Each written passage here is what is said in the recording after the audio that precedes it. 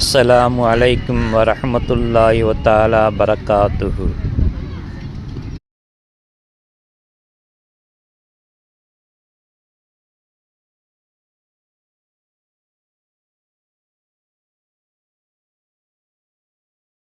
நாம் புனிதமான ஹஜ்ஜுடைய மாதத்தை நிறைவு செய்து அல்லாஹ்வின் கருணையை எதிர்பார்த்தவர்களாக அமர்ந்து கொண்டிருக்கின்றோம். எப்பொழுது கஷ்டங்கள் வரும், எப்பொழுது வேதனைகள் வரும், எப்பொழுது சோதனைகள் வரும் என்றெல்லாம் இறைவனுடைய கையில் தான் இருக்கின்றது.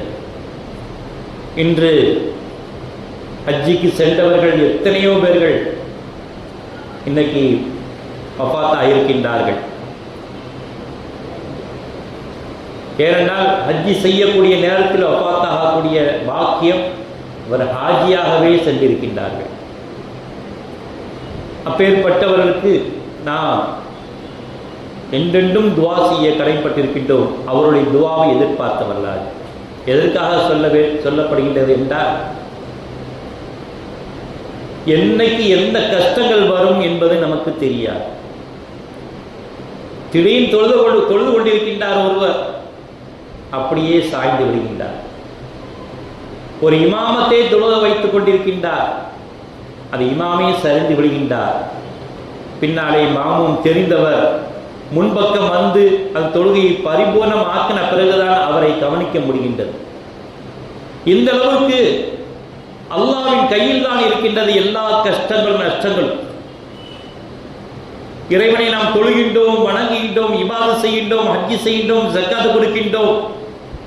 சோதனைகள் மாறவில்லையே, வேதனைகள் தீரவில்லையே, சொல்லியல முடியவில்லையே என்று ஒவ்வொரு தினமும் அனுதினமும் கவலைப்பட்டுக் கொண்டிருக்கின்றோம். ஒவ்வொரு வாரமும் நாம் ஞாபகப்படுத்திக் கொண்டேதான் இருக்கின்றோம். ஒவ்வொரு சோதனையும் நமக்கு நன்மையாகத்தான் எழுதப்படுகின்றது. ஒவ்வொரு வேதனைகளும் நமக்கு நன்மையின் படிக்கட்டுகளாக எழுதப்பட்டிருக்கின்றது.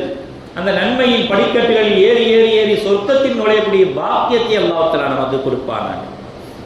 ஏனென்றால் ஒவ்வொரு மனிதனுடைய நிலைமையை நாம் பார்க்கின்றோம். அன்றாட மக்கள்களை நாம் சந்திக்கும் பொழுது இமாம் அவர்களை எவ்வளவு தொழுகிறோம், எவ்வளவு தஸ்பீ ஓதிக்கிட்டே தான் இருக்கின்றோம். கஷ்டம் மாறவில்லை, ஏழ்மை மாறவில்லை, செல்வம் வரவில்லை, நோய் தீரவில்லை, உடல் வியாதிகள் போகவில்லை என்று அங்கலாய்த்துக் கொண்டே இருக்கின்றார்கள். எல்லோருக்கும் அந்த வேதனை இருக்கின்றது. ஆகவேதான் ஒரு மகான் கஷ்டம் இல்லாத ஒரு வீட்டிலிருந்து ஏதாவது ஒரு பொருளை வாங்கிட்டு வா என்று சொல்லுகின்றார். கஷ்டம் இல்லாத வீட்டில் அவங்க கையால ஏதாவது வாங்கிட்டு வாங்க, அதுல நான் ஓதித்தர அந்த தண்ணியை குடிங்க, அந்த மருந்தை குடிங்க, உங்களுக்கு கஷ்டம் தீர்ந்துடும். எல்லா வீட்லையும் போய் விசாரிச்சா என்ன ஆகும்? நீங்க கஷ்டம் இல்லாமல் இருக்கீங்களான்னு கேட்டா அவங்க கதையை சொல்லிக்கிட்டே தான் இருப்பாங்க. எந்த வீட்டில் கஷ்டம் இல்லாத வீடே இல்லை. இவ்வளவு பணத்தை கொடுத்திருக்கின்றான், நிம்மதியை கொடுக்கலையே. இவ்வளவு ஏழ்மையை கொடுத்திருக்கின்றான், பணத்தை கொடுக்கலையே. இவ்வளவு வசதி வாய்ப்பை கொடுத்திருக்கின்றான், நோயை கொடுத்துட்டானே என்று எல்லாரும் ஏதாவது விஷயத்தில் நாம் குழம்பிக் கொண்டே தான் இருக்கக்கூடிய காலகட்டத்தில் நாம் அமர்ந்திருக்கின்றோம். ஆகவே தான் 40 வயசு தாண்டிவிட்டால் கம்பை ஊனை கொண்டு செல்லுங்கள் என்று பெருமானார் ரசூலுல்லாஹி கரீம் ஸல்லல்லாஹு அலைஹி சொல்லி காட்டினார். அவங்களுக்கு தெரிஞ்சு போச்சு, 40 வயசை தாண்டிட்டாலே நோய், ஒவ்வொரு ஆண்டுகளும் நோயை எதிர்பாருங்கள். 60 வயது தாண்டிச்சுன்னா ஒவ்வொரு மாசத்திலையும் நோயை எதிர்பாருங்கள். 70 வயசு தாண்டிச்சுன்னா ஒவ்வொரு மணித்துளிகளிலும் நோயை எதிர்பாருங்கள் என்று இமாம்கள் வரையறுத்து காட்டியிருக்கின்றனர். இந்த ஹதீஸின் அடிப்படையில் அந்த காலகட்டத்தில் நாம் சென்று கொண்டிருக்கின்றோம். ஒரு விஷயத்தில் நாம் சந்தோஷப்பட வேண்டும். யா அல்லாஹ், எனக்கு கஷ்டத்தை கொடுத்து விட்டாய், எனக்கு நன்மை எழுதி விட்டாய் என்று சந்தோஷப்பட்டுக் கொள்ள வேண்டும். அப்படி சந்தோஷப்பட மனம் நிம்மதி பெறும். என்னைக்கு மனம் நிம்மதி பெற்று விட்டதோ பல நோய்கள் அகன்றுவிடும். சிரித்து வாழ முயற்சிக்க வேண்டும், மகிழ்ச்சியாக வாழ முயற்சிக்க வேண்டும். அப்பொழுதுதான் பல கவலைகள் நம் உள்ளத்திலிருந்து அகன்றுவிடும். அதைத்தான் பெருமானார் ரசூலுல்லாஹி ஸல்லல்லாஹு அலைஹி வஸல்லம் சொல்லிக்காட்டு. கவலைகளை இறைவனிடம் புற புறத்திலே விட்டு விடுங்கள், கஷ்டங்களை இறைவன் பக்கத்திலே விட்டு விடுங்கள். யா அல்லாஹ், எல்லா பொறுப்பையும் உன்னிடமே சாட்டி விட்டேன், என் கையில ஒண்ணுமே இல்லை, எனக்கு எல்லா சகல வாக்கியத்தையும் தந்துவிடு. காலையில் எழுந்த முடித்த உடனே சுபூ தொழுத ஒவ்வொரு தொழுகைக்கு பிறகும் யா அல்லாஹ், அனைத்தையும் சகல பொறுப்புகளையும் என்னுடைய பொறுப்புகளை உன்னிடம் ஒப்படைத்து விட்டேன், எனக்கு சகல பாக்கியம் தந்துவிடு. இதை மட்டும் நாம் கேட்டுக்கொண்டே இருந்தோம் என்றால் எல்லா பாக்கியம் வந்துவிடும். உதாரணமாக சொல்ல போனா, ஒரு தாய்க்கு 3 பிள்ளைகள், பெருநா வந்துருச்சு, பிரியாணி ஆக்கணும். ஒரு பையனுக்கு இப்படி இப்படி இருக்கு, என்ன செய்யறது, பிரியாணி ஆக்கியாச்சு. பெருநா கொண்டாடிட்டு வீட்டுக்கு வராங்க, விருந்தாலாம் வராங்க. ஒரு பையனுக்கு பிரியாணி வச்சு கொடுக்குறாங்க. இன்னொரு பையனுக்கு வந்தவனையும் அவனுக்கு ரசம் சோறு வச்சு கொடுக்குறாங்க. இன்னொரு பையனுக்கு நல்ல சுடுகஞ்சி ஆக்கி கையில் கொடுக்குறாங்க. விருந்தாளி பார்க்குறாங்க, என்னம்மா நீங்கள் 3 பிள்ளை பெற்றவங்க நீங்கள் தானே, ஒரு பையனுக்கு மட்டும் பிரியாணி கொடுக்குறீங்க, ஒரு பையனுக்கு ரசம் சோறு கொடுக்குறீங்க, ஒரு பையனுக்கு கஞ்சி காய்ச்சி கொடுக்குறீங்களே, என்ன விஷயம்? விஷயம் அவ்வாறெல்லாம் இவர் நல்ல ஆரோக்கியமாக இருக்கிறார். ஆகவே அவர் பெருநா கொண்டாடி கறி சோறு பிரியாணியை சாப்பிட வைக்கிறார். இன்னொருவருக்கு காய்ச்சல் தீரவில்லை, இப்பதான் தீர்ந்திருக்கு. ஆகையால் ஜீரண சக்தி கம்மியா இருக்கனால ரசம் சோறை போட்டு நல்லா பிணைஞ்சு சாப்பிடுப்பான்னு அவருக்கு சொல்லியிருக்கேன். இன்னொரு மனிதனுக்கு வயிற்று போக்கா போயிட்டே இருக்குது, சரியாகல, அவருக்கு கஞ்சி காய்ச்சி கொடுத்திருக்க என்று 3 பிள்ளைகளுடைய நிலைமையை சொல்லி காட்டுகின்றார்கள். ஒரு தாய் ஒரு 3 பிள்ளைக்கு நிலைமைக்கு தக்கவாறு உணவு கொடுக்கின்றார்கள் என்றால், தாயை விட 1000 பங்கு அதிகமாக அனுபவிக்கக்கூடிய இறைவன் மனிதனை கைவிட்டு விடுவானா? ஒவ்வொரு மனிதனுக்கும் என்னென்ன தேவை என்பதை அறிந்தே கொடுக்கின்றான். ஆனால் ஜீரணமாகாத ஒரு மனிதன் பிரியாணிக்கு ஆசைப்பட முடியாது, வயிற்று போக்கு உள்ளவன் பிரியாணிக்கு ஆசைப்பட முடியாது, உடல் பலகீனமானவன் பிரியாணிக்கு ஆசைப்பட முடியாது. அவனுக்கு உடம்புக்கு என்னென்ன தேவையோ அதைத்தான் சாப்பிட முடியும். இன்னைக்கு பல்லில்லாதவன் எலும்பு கடிக்க முடியாது, அவன் கடிக்கிறானே நம்ம கிடைக்க முடியலன்னு கவலையும் பட முடியாது. இப்படியாக உலக வாழ்க்கை இதுதான் என்று நாம் இயற்கையான வாழ்க்கையில் வாழ பழகிவிட்டோம் என்றால் எந்த கஷ்டங்களும் நம்மை தேடி வராது என்று பெருமானார் ரசூலுல்லாஹி கரீம் ஸல்லல்லாஹு அலைஹி சொல்லி காட்டினார். வமல்லாஹ் யுரீது துதுமன்னில் ஆலமீன், அல்லாஹ் உங்களுக்கு அநீதி இழைக்க விட மாட்டான், ஒரு காலமும் அநீதியை இழைக்க மாட்டான். யார் யாருக்கு என்ன கொடுக்க வேண்டுமோ அதைத்தான் கொடுக்கின்றான், யார் யாருக்கு என்ன தேவைப்படுகின்றதோ அதைத்தான் செயலாற்றி கொண்டிருக்கின்றான். அல்லாஹ் தன் அடியார்களுக்கு எவ்வித அநீதியும் செய்துவிடவில்லை என்று அல்லாஹ் தன்னுடைய குர்ஆனிலே சொல்லிட்டார். எந்த அநியாயமும் செய்துவிடவில்லை. ஒரு ஆளை செல்வந்தான் நிலைய ஆக்கியிருக்கின்றானே, ஒரு ஆளை ஏழையை ஆக்கியிருக்கின்றானே என்ற ஒரு பாகுபாடு எதுவுமே அவன் அகராதி இல்லை. காரணம், இதுதான் இயற்கையான வழிமுறை. எல்லாரையும் செல்வந்தராக்கினா யார் உழைப்பது, யார் முன்னேறுவது? எல்லார் கையிலும் பணம் இருக்குது, வீட்டு வேலைகளை செய்வதற்கோ விவசாயம் செய்வதற்கோ மற்ற தொழில் செய்வதற்கோ யாரும் வரமாட்டார். உலகம் இயங்க வேண்டும் என்பதற்காக வேண்டிய ஒரு ஆளை ஏழையாக்கினான், ஒரு ஆளை தொழிலாளி ஆக்கினான், ஒரு ஆளை விவசாயி ஆக்கினான், ஒரு ஆளை கஷ்டமாக்கினான், ஒரு ஆளை நோயாளி ஆக்கினான், ஒரு ஆளை டாக்டர் ஆக்கினான், ஒரு ஆளை செல்வம் ஆக்கினான். இப்படி ஆக்கினால்தான் உலகம் சரியாக இயங்கும். ஆகவே தான் பசியை கொடுத்தார். பசிதான் மூல ஆதாரம். இந்த பசி இல்லை என்றால் யாருமே உழைக்கவும் போக மாட்டோம், முன்னேறவும் மாட்டோம். இந்த உலகம் இயங்கவே இயங்காது. சாப்பிட்டியான்னு சொல்றதுக்கு யாரும் இருக்க மாட்டாங்க. பசி இருந்தா தானே, எல்லாரும் பசி இருந்தா தானே சாப்பிட்டியான்னு வார்த்தையே வரும். அது உழைக்கணும்னு ஆசை வரும், விவசாயம் செய்யணும் ஆசை வரும், தொழில் செய்ய வேண்டும் ஆசை வரும். எல்லாம் உலகம் இயங்க வேண்டும் என்பதற்காகதான் இந்த ஏற்ற தாழ்வலையை உருவாக்கினான், பசியை உருவாக்கினான்.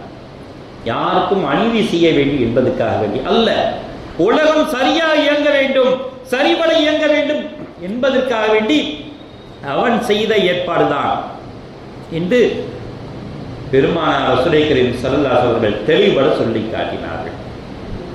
ஒரு யூதர் முஸ்லிமாக வேடமிட்டவன், நயவஞ்சகன், ஒரு முஸ்லீமாக வேடமிட்ட நயவஞ்சகன்.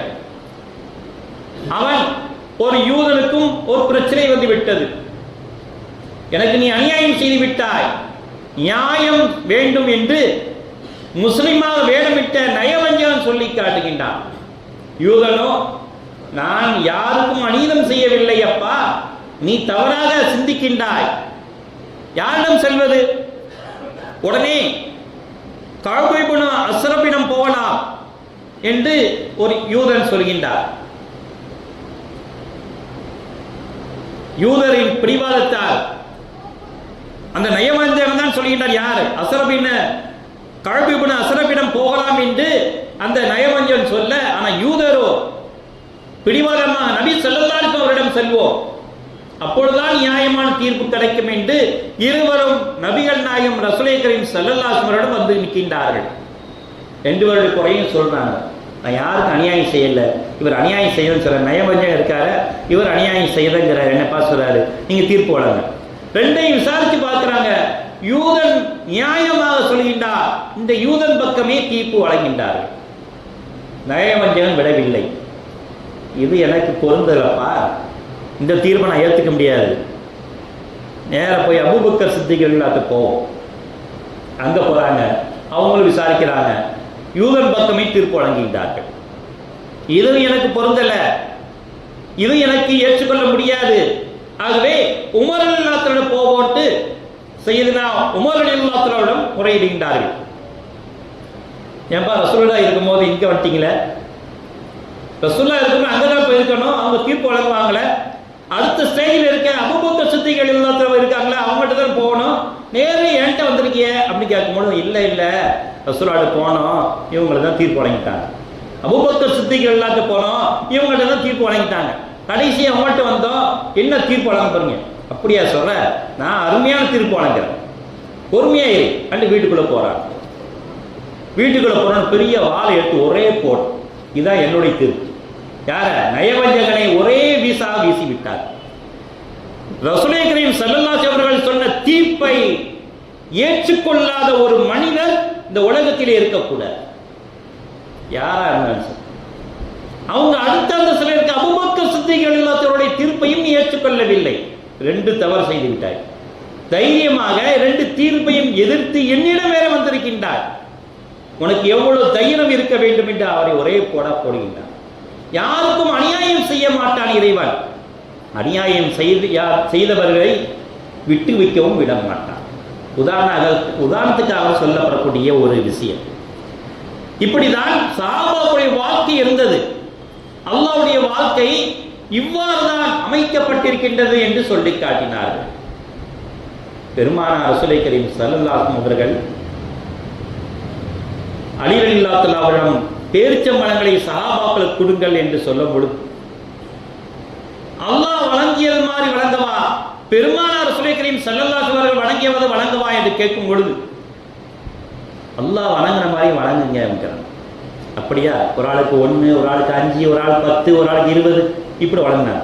என்னப்பா இது எப்படி வழங்குறீங்க? அல்லாஹ் வழங்குற மாதிரி வழங்குன்னு சொன்னீங்க, அதான் வழங்குற. அல்லாஹ் யாருக்கும் சரிசமமாக பங்கிடவில்லை. ஒரு ஆளுக்கு 10னா எல்லாருக்கும் 10 கொடுக்கவில்லை. ஒரு ஆளுக்கு 1, ஒரு ஆளுக்கு 1 இல்லாம, ஒரு ஆளுக்கு 2, ஒரு ஆளுக்கு 5, ஒரு ஆளுக்கு 10, ஒரு ஆளுக்கு 20, ஒரு ஆளுக்கு 100 இப்படிதானே அல்லாஹ் வழங்கியிருக்கின்றார். எப்பா அந்த வழங்க வழங்காதீங்க, ரசூலுல்லாஹ் வழங்கின மாதிரி வழங்குங்க. அப்படி கேட்டால் அழகாக வழங்கியிருப்பாங்க. எல்லாருக்கும் எண்ணி பார்த்து, பேரிச்சம்பழம் எவ்வளவு இருக்குன்னு எண்ணி பார்த்து, மக்களை எண்ணி பார்த்து கரெக்டான முறையில் எண்ணி கொடுக்கின்றார்கள். இது ரசூலின் பங்கு.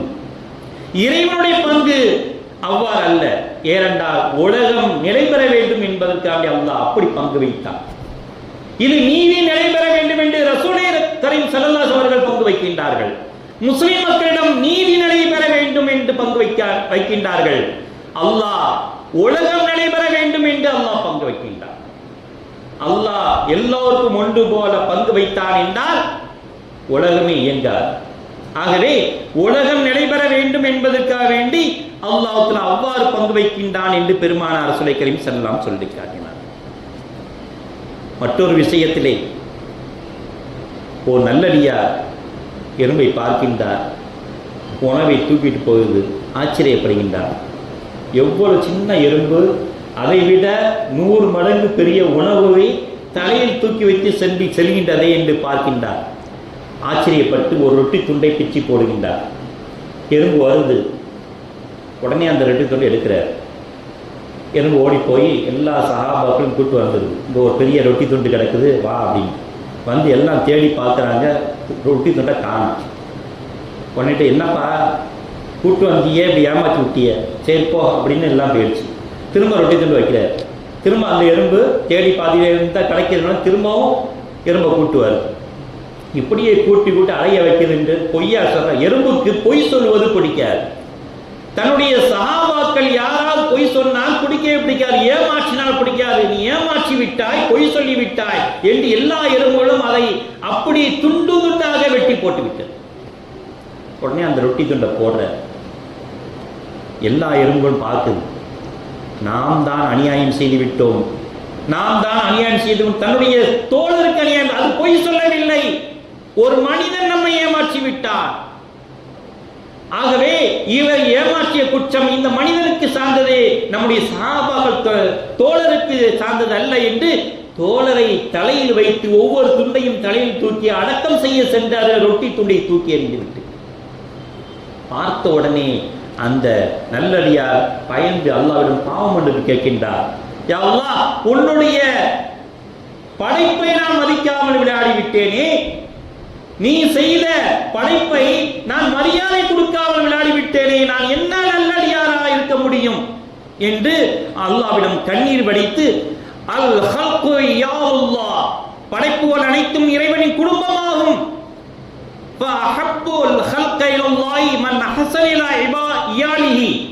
படைப்புகளுக்கு நன்மை புரிவரே இறை நேசத்துக்கு உரியவராவார் என்று பெருமானார் சொல்லிக்கிறேன். ஸல்லல்லாஹு ஹதீஸை நான் பேணவில்லையே என்று கதறி கதறி அழுகின்றார். அருமை பெரியார்களே, அல்லாஹ் யாருக்கும் அநீதி செய்ய மாட்டான், அநீதி இழைத்து விட மாட்டான். எல்லோருக்கும் நன்மை தான் வழங்கி கொண்டிருக்கின்றான். அவனிடமே சரணாகதி அடைய வேண்டும். யா அல்லாஹ், இவரை நல்லா வைத்திருக்கின்றாயே, என்னை நல்லா வைத்திருக்கவில்லையே. அவரை செல்வம் கொடுத்து விட்டாயே, என்னை ஏழ்மையாக்கி விட்டாயே. எனக்கு நோயை கொடுத்து விட்டாயே, அவருக்கு ஆரோக்கியத்தையும் ஆக்கி விட்டாயே என்று யாரும் அங்காளாய்க்க முடியாது. என்றால் அல்லாஹ் ஒவ்வொரு மனிதரையும் பார்த்து பார்த்து கவனித்துக் கொண்டிருக்கின்றான். யார் யாருக்கு என்னென்ன கொடுக்க வேண்டுமோ அதையெல்லாம் கொடுத்து பழகிருக்கின்றான். ஆகவே அவனிடம் சரணாகதி அடைவோம். அவன் யாருக்கும் அநீதியம் செய்ய மாட்டான் என்று முழுமையா நம்பிக்கை கொண்டு, அவன் முழுமையா ஈமான் கொண்டு, யா அல்லாஹ், எங்களுக்கு என்னென்ன தேவையோ அதையெல்லாம் வழங்குவாயாக. நாம் கேட்கக்கூடிய துஆவை அனுதினமும் கேட்க வேண்டும். யா அல்லாஹ், எங்களுக்கு சகல பாக்கியத்தை கொடுப்பாயாக, எங்களுக்கு தேவையை நிறைவேற்றி வைப்பாயாக. நீ எனக்காக எங்களுக்கு என்னென்ன கஷ்டங்கள் கொடுக்கின்றாயோ அது ஏதாவது ஒரு விஷயத்தின் நன்மையாகத்தான் இருக்க வேண்டும். யா அல்லாஹ், ஒன்று இம்மைக்கு நன்மை அல்லது மறுமைக்கு நன்மையாக இருக்க வேண்டும். யா அல்லாஹ், ஆகவே நீ எதை கொடுத்தாலும் எங்களுக்கு தாங்கக்கூடிய சக்திக்கு தக்கவாறு கொடுப்பாயாக. எங்களுக்கு நோயை பொறுக்கக்கூடிய ஆற்றலை கொடுப்பாயாக, எங்கள் ஏழ்மையை தாங்கக்கூடிய சக்தியை கொடுப்பாயாக என்று ஒவ்வொரு தினமும் நாம் துஆ கேட்டோம் என்றால் நிச்சயமா அல்லாஹ் தஆலா நம்முடைய துஆ ஏற்றுக்கொள்வார். அப்படிப்பட்ட வாழ்க்கையை வாழ்வோமாக.